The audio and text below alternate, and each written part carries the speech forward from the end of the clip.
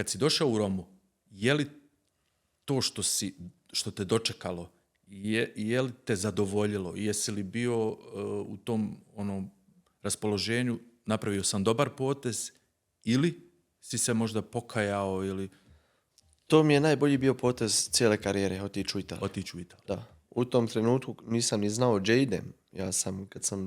Oni su poslali avion u Sarajevo, ja letim sad, mi slijećemo, ja vidim Rim kao grad, on je na moru, nisam ni znao da smo mi na moru.